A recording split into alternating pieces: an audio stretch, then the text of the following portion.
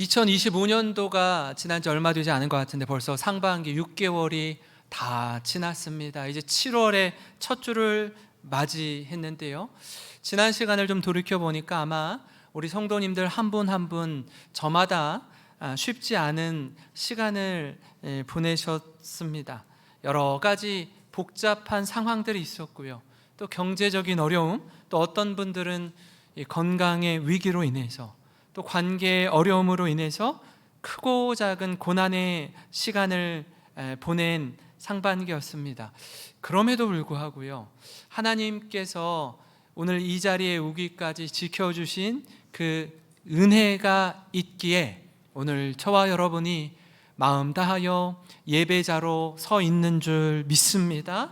풍파많은 세상 가운데 우리를 지키시고 인도하신 하나님의 은혜인 줄 믿습니다. 여러분, 같은 맥락에서 오늘 본문은요, 이스라엘 백성들이 지난 날을 회상하면서 함께 기억해야 할 하나님의 말씀을 담고 있습니다.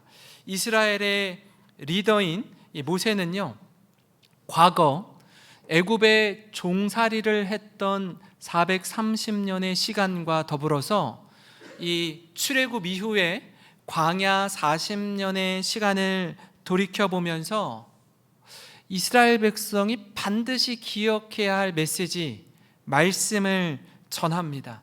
왜냐하면 그런 거 있잖아요. 우리가 이 자리에서 함께 예배드리고 있지만 항상 늘 영원히 일상을 살지는 못한다라는 거예요. 언젠가는요, 우리 모두 이렇게 떠날 날이 있다라는 겁니다. 모세를 따랐던 이스라엘 백성들도 마찬가지입니다. 모세가요, 늘 영원히 함께 할 수 없습니다. 언젠가는 저들 곁을 떠나 하나님 품에 안길 때가 있어요. 모세가 가지고 있던 생각 중에 하나는 뭐냐면, 나는 떠나도 하나님의 말씀이 이스라엘 백성들 마음 가운데 깊이 새겨지기를 원하는 그런 간절함이 그에게 있었습니다. 말씀만은 남았으면 좋겠다. 사람은 언젠가는 떠나지만 하나님의 말씀만은 우리 마음의 신비에 새겨져서 깊이 간직되면 좋겠다라고 해서 지난 날을 돌이키며 글을 하나하나 쓴 내용이 신명기 말씀입니다. 과거를 기억하고 미래를 준비하는 시간, 그리고 오늘을 어떻게 살아가야 하는지 모세는 사랑의 언어로 진심을 담아서 이스라엘 백성들에게 하나님의 마음, 하나님의 뜻을 전하는 것입니다. 그래서요, 신명기 말씀을 읽다 보면 마음 깊이 새겨지는 말씀이 있습니다. 오늘 이 시간 우리가 맥추감사절을 맞이하면서 지난 6개월의 시간을 돌아보면서 때로 우리 입술에 감사를 잃어버리진 않았는지 생각하며 잃어버린 감사를 회복하고 기대하는 마음으로 하반기를 맞이하는 우리 모든 성도님 되시기를 주님의 이름으로 축원합니다. 여러분, 이처럼 우리가 상반기를 돌아보면서 기억할 몇 가지를 여러분과 함께 나누고자 하는데요, 그 첫째는 뭐냐면 하나님의 말씀을 생명처럼 여기는 것입니다. 모세는요, 이 신명기 전체에 걸쳐서 반복해서 같은 메시지를 전하는 내용이 있습니다. 반복한다라는 건 뭐냐면 강조를 의미합니다. 반복한다라는 건요, 그만큼 중요하다라는 뜻입니다. 그 내용이 뭡니까? 바로 하나님의 말씀을 생명처럼 여기라는 거예요. 말씀에 순종하면 복이요, 불순종하면 저주라는 너무나 단순하고도 강력한 메시지를 그가 전하고 있는데요, 1절 말씀입니다. 우리 같이 한번 읽어볼까요? 시작. 내가 오늘 명하는 모든 명령을 너희는 지켜 행하라. 그리하면 너희가 살고 번성하고 여호와께서 너희의 조상들에게 맹세하신 땅에 들어가서 그것을 차지하리라. 아멘. 모세가 명령하는데요, 개인의 명령이 아닙니다. 하나님의 말씀을 대언하는 것이고요, 하나님의 말씀을 너희 마음 가운데 깊이 새기라 하는 거예요. 하나님의 말씀을 지켜 행하면 살고 번성하며 하나님이 약속하신 땅에 들어가게 된다라는 거예요. 그럼 반대로요, 말씀에 불순종하면 어떻게 된다라는 거예요? 죽고 쇠퇴하며 약속하신 땅에 못 들어간다라는 말을 반영하고 있습니다. 하나님 말씀은 애매하지 않습니다. 불분명하지 않아요. 확실하고 분명합니다. 그래서 이 선명한 하나님 말씀 앞에 하나님, 저는 이래서 말씀에 순종하지 못하겠고요, 저래서 말씀에 순종하지 못합니다 라고 핑계를 댈 수가 없어요. 여지를 남겨두지 않으십니다. 예수님이 그 공생애를 시작하기에 앞서서 세례 요한에게 요단강에서 세례를 받습니다. 그죠? 세례를 받은 이후에 성령이 비둘기같이 예수님의 머리에 임하고 하늘에서 음성이 들립니다. 이는 내 사랑하는 아들이요 내 기뻐하는 자라, 이렇게 말씀합니다. 그 성령 충만한 가운데 바로 복음을 전하는 사역을 감당한 것이 아니라 마귀에게 성령에 이끌려 광야에서 40일 동안 금식하며 기도하는 시간을 보내셔요. 성령 충만함 가운데 바로 복음을 전하지 않고 그곳에서 하나님과의 깊은 교제를 나눕니다. 그때 마귀가 시험하는 자가 예수님께 나와서 뭐라고 하죠? 배고프지? 굶주려 있지? 이 돌들이 변해서 떡덩이가 되게 하라고 말하는 거예요. 네가 누구라면? 하나님의 아들이라면. 이 사단의 유혹 앞에 예수님께서 이렇게 말씀하시는데요, 그 인용한 말씀이 신명기 8장 3절 말씀인데요, 한번 같이 읽어보겠습니다. 시작. 너를 낮추시며 너를 줄이게 하시며 또 너도 알지 못하며 내 조상들도 알지 못하던 만나를 내게 먹이신 것은 사람이 떡으로만 사는 것이 아니요 여호와의 입에서 나오는 말씀으로 사는 줄을 내가 알게 하려 하심이니라. 아멘. 여러분, 무슨 말씀이죠? 그 이스라엘 백성들이 광야를 지날 때 하나님이 광야의 시간을 통해서 낮추신다라고 해요. 그러니까 광야는요 아무것도 없습니다. 광야에서는요 오직 하나님만 의지할 수 있어요. 그러니까 하나님을 의지하고 하나님을 신뢰하는 법을 배우는 장소가 광야라는 겁니다. 때론 줄이게 하십니다. 그러니까 이스라엘 백성들이 하나님께 아우성을 쳐요. 하나님 배고파요, 목이 마릅니다 라고 하나님께 부르짖는 것입니다. 그 부르짖음 가운데 주신 것이 만나예요. 만나. 그 만나라는 뜻은 뭐냐면 히브리어로 What is this?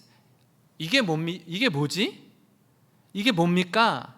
라는 뜻이 만나예요. 그러니까 저들이 이게 뭔지 몰라요.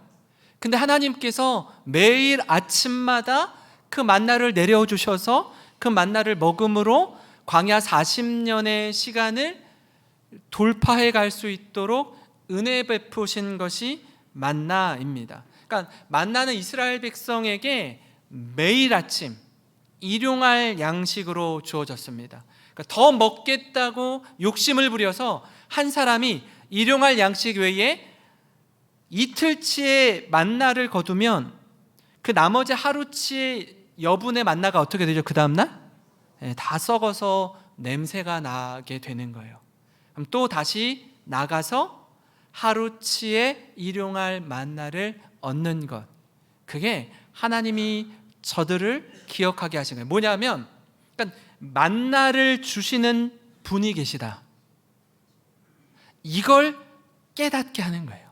그러니까 만나 자체가 아니라 이 만나가 누구로부터 주어졌는가를 의지하는 법을 배우게 하신 것입니다.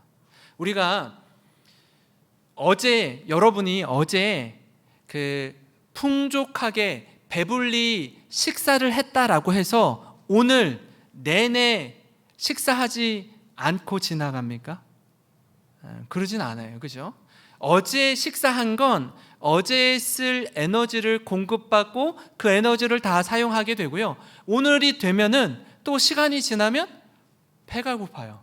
그럼 오늘 먹을 양식을 먹어야 우리가 힘을 내어서 살아낼 수 있습니다. 이것처럼 우리가 매일마다 공동체 성경 읽기를 통해서 성경 통독을 하는 이유, 날마다 솟는 샘물 말씀을 가지고 큐티를 하고 새벽 말씀을 묵상하는 이유가 여기 있어요. 그러니까 만나는 하나님의 말씀과 같은 거예요.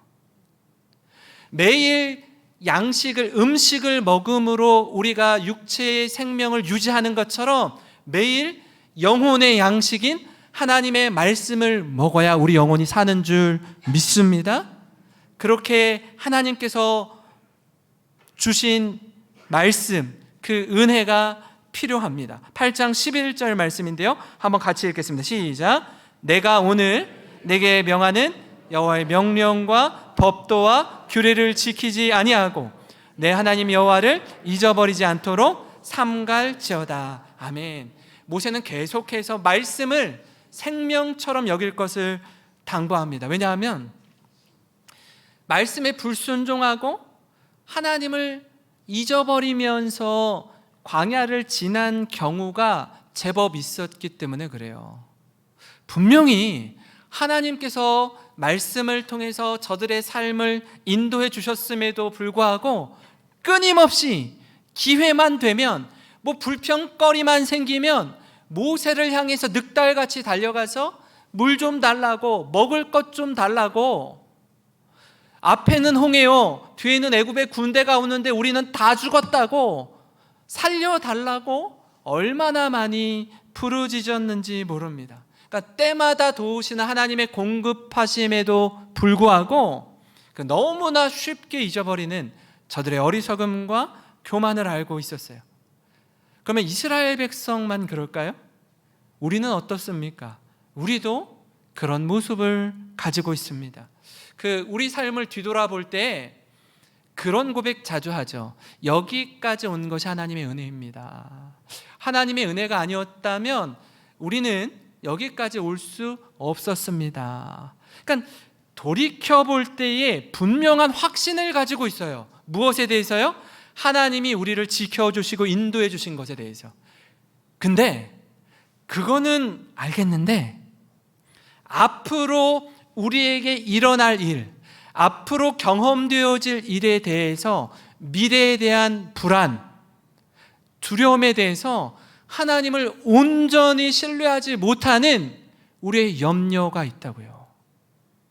그러니까 과거에 일어난 일에 대해서는 분명한 하나님의 은혜였습니다라는 확신을 가지고 있는 동시에 앞으로 일어날 일에 대해서 하나님 두려워요.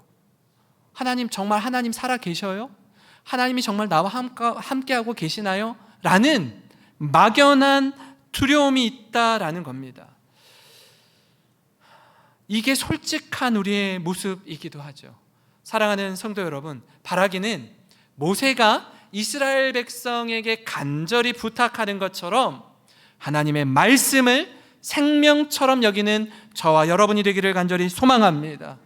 어떤 경우라도 우리와 함께 하시는 하나님을 신뢰하며 2025년도 하반기도 믿음으로 주님과 동행하는 모든 성도님 되시길 주님의 이름으로 축원합니다. 그런가 하면요, 여러분 상반기를 돌아보며 기억할 다른 한 가지는 풍족할 때, 넉넉할 때 하나님께 감사를 표현하는 것입니다.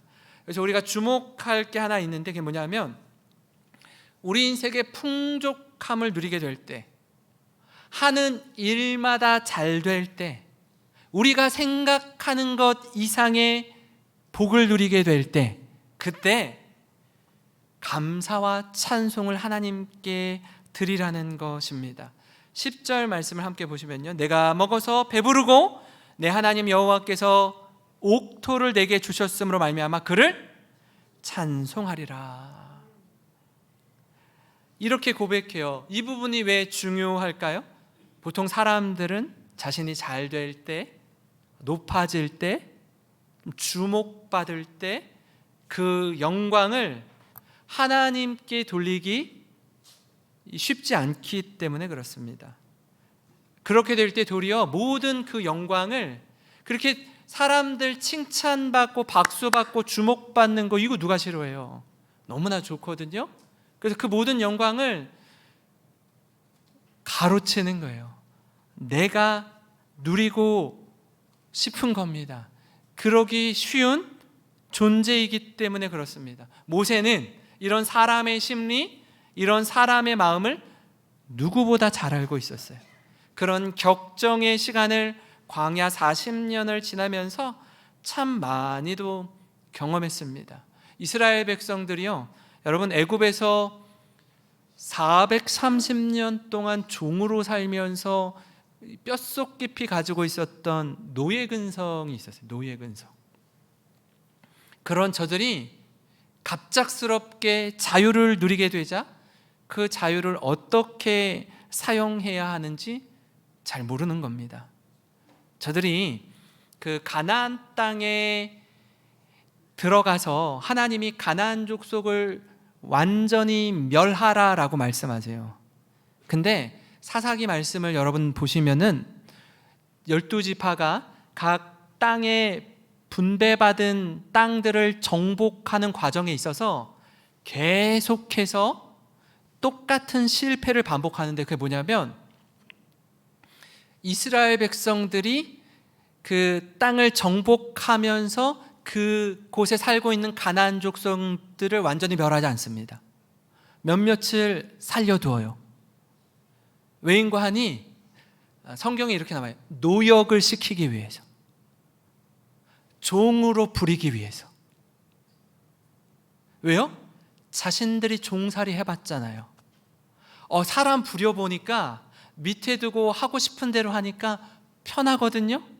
말씀을 생명처럼 얘기지 아니하고 내가 편한 대로, 나의 유익대로 말씀을 적용해서 저들을 그냥 놔두는 거예요. 그래서 어떻게 되죠? 나중에 저들의 허리에 가시가 됩니다. 저들이 섬기던 우상을 섬기기 시작하는 겁니다. 그 과거에 아마 군산도 그랬을 겁니다. 수성동, 조촌동, 미장동 개발하기 전에 거의 어디였어요? 뭐였어요 원래? 네, 논밭이었습니다. 그죠? 군산만 그럴까요? 서울은 아니에요? 서울도 강남이 개발되기 전에 배추밭, 무밭이었습니다. 여러분이 잘 아는 압구정동, 논현동, 도곡동, 역삼동 전부 다 배추밭, 무밭이었어요. 거기서 일하던 분들이 어느 날 갑자기 그곳을 개발한다고 하니까 땅값이 천정부지로 치솟습니다. 그래서 엄청난 목돈을 손에 쥐게 되어 그런 사람들을 일컬어 졸부라고 합니다.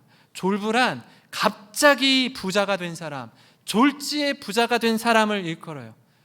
저들이 이 어마어마한 돈을 어떻게 사용해야 되는지를 잘 모르는 거예요. 왜냐하면 만져본 적이 없어요. 땀 흘려서 얻은 재산이 아니기 때문에 그렇습니다. 이스라엘 백성도 마찬가지예요. 한 번도 자유를 누려보지 못하다가 누리다 보니까 어떻게 이 자유를 하나님 앞에서 거룩함으로, 경건함으로, 이 부유함을 어떻게 사람들과 나누어야 하는지 잘 모르는 겁니다. 12절부터 14절 상반절에 이렇게 나오는데요, 네가 먹어서 배부르고 아름다운 집을 짓고 거주하게 되며 또 내 소와 양이 번성하며 내 은금이 증식되며 내 소유가 다 풍부하게 될 때에 내 마음이 교만하여 내 하나님 여호와를 잊어버릴까 염려하노라. 놀라운 사실은 뭐냐면 이 모든 것을 누리며 풍부하게 될 때에 나도 모르게 교만해진다라는 거예요. 처음 마음, 초심을 잃어버리는 것입니다. 한번 생각해 볼까요? 여러분, 처음부터 교만한 사람은요 많지 않습니다. 대부분 겸손으로 시작합니다. 무언가 새롭게 시작할 때 두려움과 떨리는 마음이 있어요. 또 한편으로 설렘과 기대감을 가지고 새로운 사업을 도전합니다. 그거 아시잖아요? 한 직장에 20년 때로는 30년 이상 근무하시고 엄청나게 큰, 평생에 만져보지 못한 큰 퇴직금을 받습니다. 근데 100세 인생이라고 하는데 60이 안 되어서 65세가 되어서 은퇴를 하는데 남은 20, 30년간의 시간을 좀 잘 보내기 위해서 고민하고 연구하고 물어보고 해서 사업을 시작하는 경우들이 많이 있죠.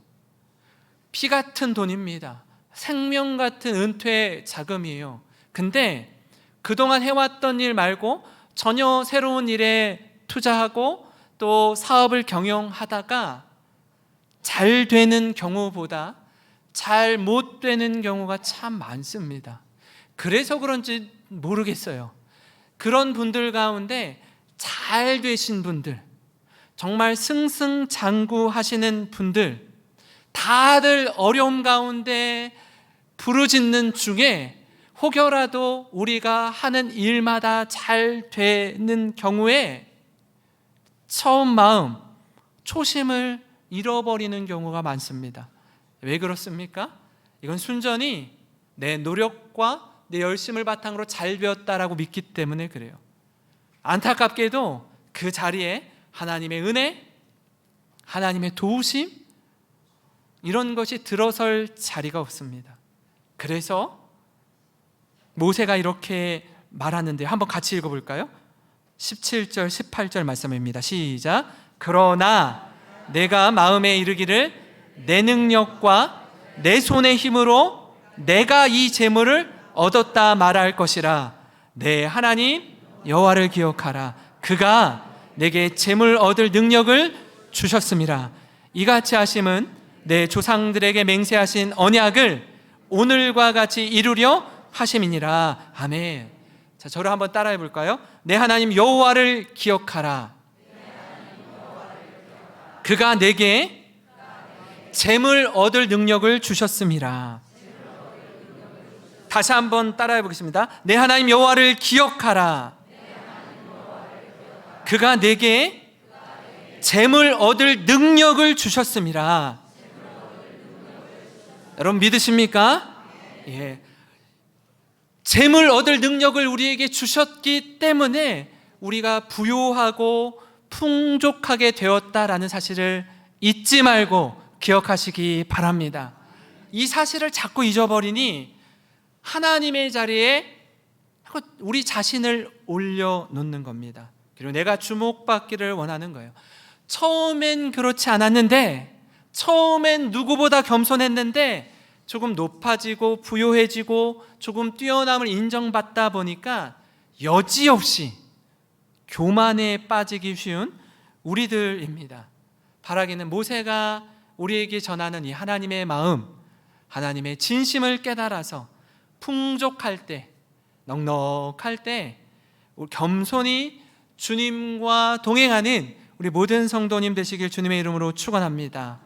마지막으로요, 상반기를 돌아보며 기억할 것은 뭐냐면 마침내 복 주시는 하나님을 신뢰하는 것입니다. 오늘 말씀의 제목과도 같은데 하나님이 이스라엘 백성들을 애굽 땅에서 나오게 하셨을 때, 엑소더스 하게 하셨을 때 애굽의 고센 땅에서 이스라엘 가나안 땅으로 가는 여정을요, 이렇게 그려보면은 15일이면 걸어서 갈 수 있는 거리입니다.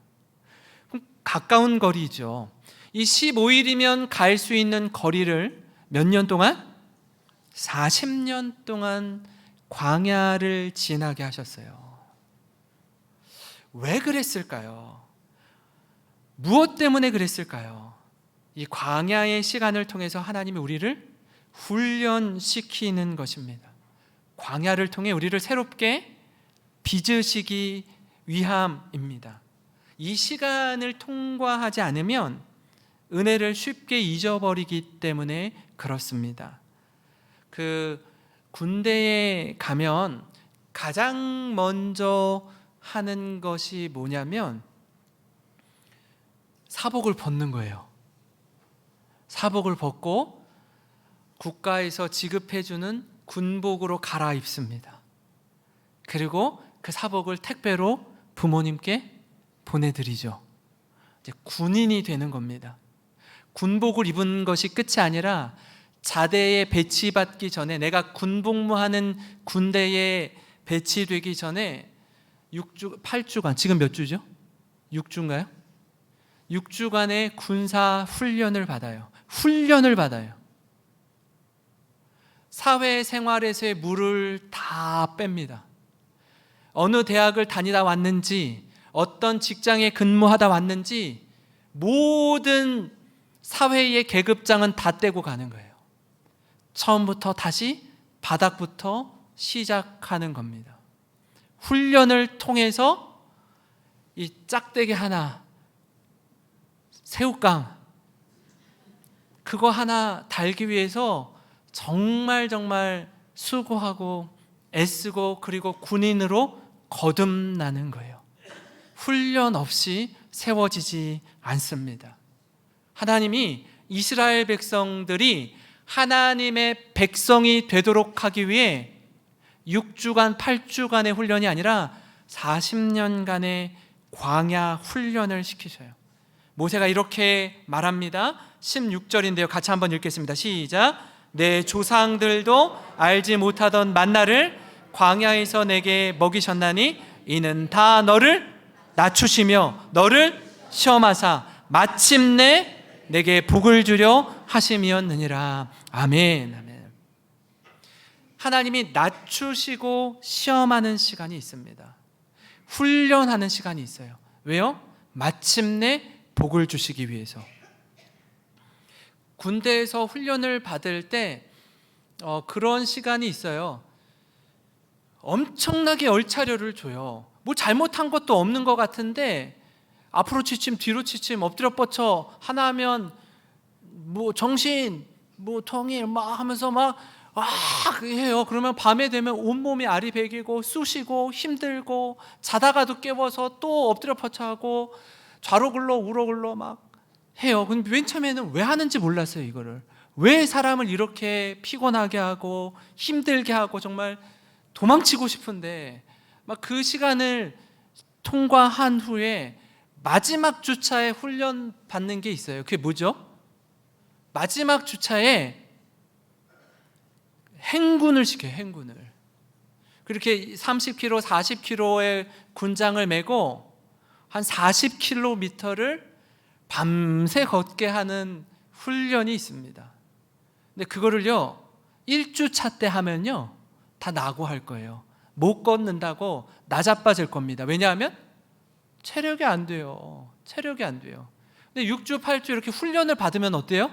그 시간을 통해서 체력이 길러진 거예요. 근데 처음에 몰랐어요. 그거를 왜 이러는지 굴리는지 모르는데 나중에 깨닫는 거예요. 나중에 한 30km 되는 군장을 메고 40km 되는 거리를 행군하려면 체력이 필요한데 그걸 조교들이 가르쳐 주진 않아요. 가르쳐 주지 않아요. 이걸 위해서 체력을 기르도록 훈련했구나. 이것 깨닫는 거예요. 하나님이 광야를 왜 통과하게 하신다고요? 다 너를 낮추시며 너를 시험하사 마침내 뭐 주기 위해서? 복을 주시기 위해서. 그래야 복이 복인 줄 깨닫는 겁니다. 이 시간을 통해 원석을 보석으로 다듬는 시간을 주십니다. 이 시간을 통해 내 고집, 내 욕심, 내 교만을 내려놓게 하셔요. 어떤 분은요 이 광야의 시간을 1년이나 2년 만에 통과하는 성도님이 계십니다. 어떤 분은요 10년, 20년 동안 광야의 길을 걷는 분이 계세요. 어떤 분은요 평생에 걸쳐서 그 시간을 지나는 분이 계세요. 고집을 안 꺾어요. 욕심을 내려놓지 않아요. 교만을 내려놓지 않으면요 평생을 하나님이 다루어 가셔요. 어깨에 잔뜩 들어간 힘을 빼게 하십니다. 내가 할 수 있다라는 확신과 교만을 내려놓게 하신다고요. 그 다음에 진정한 복이 무엇인지 깨닫게 하십니다. 참된 복은 우리가 누리는 좋은 집, 좋은 차, 많은 부와 명예가 아니라 참된 복은 하나님 자신이라는 걸 깨닫게 하셔요. 하나님이 우리의 복이라는 걸 깨닫게 하십니다. 여러분, 그렇습니다. 우리가 지금 누리고 있는 이 일상에 대해서 많은 경우에 우리는 그걸 굳이 복이라고 생각하지 않을 때가 많아요. 그러나 상실을 경험한 분들과 이야기를 나누다 보면 나의 일상, 내가 내 손을 들어서 밥을 떠먹을 수 있는 것, 내 두 다리로 가고 싶은 곳을 자유롭게 걸을 수 있는 것, 이게요 엄청난 복이라는 사실을 깨닫곤 합니다. 제가 말씀을 준비하다가 찾아보니 이런 분을 만났어요. 김나윤 씨라는 분인데요, 내가 한 팔을 잃고 얻은 것들라고 해서 7년 전 2018년도 그녀의 나이 27살 때 오토바이 사고로 왼팔을 잃습니다. 처음에는요 이 팔을 접합하기 위해서 떨어진 팔을 가지고 접합 수술을 했는데 하다가 폐혈증이 온 거예요. 그래서 이제 팔을 그냥 잘라낼 수밖에 없는, 수술을 10번이나 했는데 더 이상 어찌할 수 없는 상황에 놓이게 된 것입니다. 그녀 팔을 잃기 전에 과거의 직업이 헤어 디자이너였다라고 해요. 더 이상 디자이너를 할 수 없게 되었죠. 절망에 빠져서 난 이제 아무것도 할 수 없다고 무기력해진 상태 가운데 그가 다시 힘을 얻고 용기를 얻게 된 계기가 있는데, 양평에 있는 재활병원에서 재활하는 과정 속에 이렇게 보니까 휠체어를 탄 분들이 참 많이 있는데 이분들의 모습 속에 이분들이 거의 다 전신마비 환자래요. 아무것도 할 수 없는 분들인데 생에 대한 강력한 의지를 가지고 하루하루를 살아내려는 노력하는 모습을 그녀가 발견한 겁니다. 온 몸을 쓸 수 없는, 거동할 수 없는 몸을 가지고 저렇게 생에 대한 의지를 갖고 살아내려는 모습 속에 그녀가 새로운 도전과 결단을 하게 돼요. 그리고 팔을 잃고 난 후 3년 후에 피트니스 대회에 나가서 3관왕을 차지하는 위협을 달성합니다. 지금 저 비너스상 옆에서 찍은 사진이에요. 팔이 없는, 얼마나 불굴의 투지를 가지고 내가 한 팔을 잃었지만 잃은 것으로 끝난 것이 아니라 내 생을 다시 새롭게 시작할 수 있는, 내 인생을 다시 새롭게 바라볼 수 있는 소망을 갖게 되었다라고 이야기합니다. 여러분, 그렇습니다. 아파보니, 어려움을 겪어보니, 일상을 상실해 보니 그동안 누렸던 모든 것이 하나님의 은혜임을 깨닫는 것입니다. 몇 년 전에 우리가 이 코로나19 바이러스를 통해서 상실의 아픔을 온 세상 사람들이 경험했죠. 일상이 멈췄습니다. 출근도 제대로 할 수 없었어요. 식당에 가서 확진자가 나오면 그 식당 몇 주 동안 폐쇄해야 됐습니다. 우리 교회도 확진자가 나와서 2주 동안 현장 예배를 드릴 수 없었던 때가 있습니다. 저 문 앞에 노란 딱지가 붙여졌을 때 제가 정말 가슴이 무너지는 줄 알았어요. 그 힘든 시간을 보내면서